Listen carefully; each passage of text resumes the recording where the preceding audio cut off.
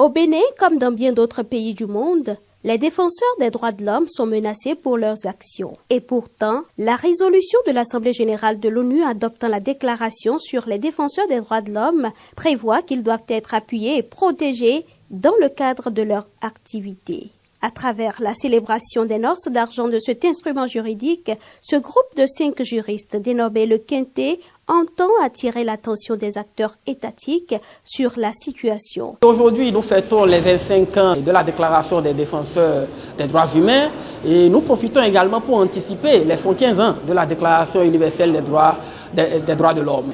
Nous espérons pouvoir continuer dans les prochaines années à célébrer cet instrument majeur pour nous qui aujourd'hui est pour nous ce moment de rappel des obligations de l'État pour davantage attirer l'attention de notre État sur la nécessité d'accélérer le processus d'adoption de la loi portant protection des défenseurs des droits humains en République du Bénin. Les initiateurs de l'événement, dans leur plaidoyer, ont mis l'accent sur les avantages de l'adoption d'une telle loi pour le Bénin.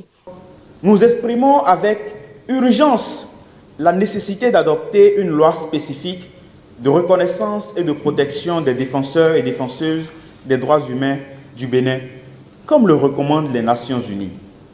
Avec une telle loi qui sera un bouclier essentiel pour la garantie de leur sécurité, de notre liberté d'action dans un environnement de plus en plus complexe et parfois hostile, notre pays, le Bénin, s'inscrira dans le cercle des États résolument tournés vers le développement inclusif, harmonieux et respectueux de la contribution des défenseurs et défenseuses des droits humains.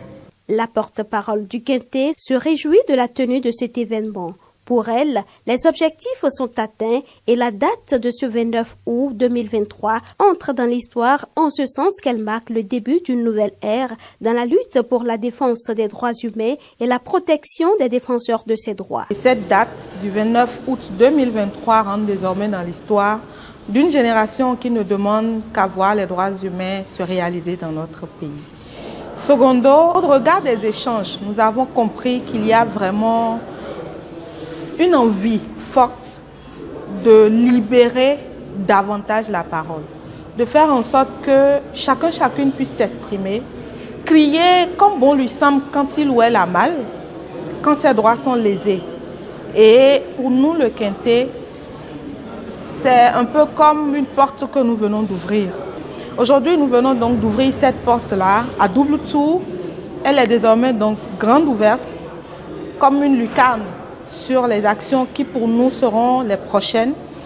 Continuer donc notre lutte, travailler à ce que beaucoup plus de personnes s'engagent en faveur des droits humains au Bénin et surtout, et c'est ce qui nous tient le plus à cœur, que les défenseurs et défenseuses des droits humains pris individuellement soient considérés par tous les acteurs.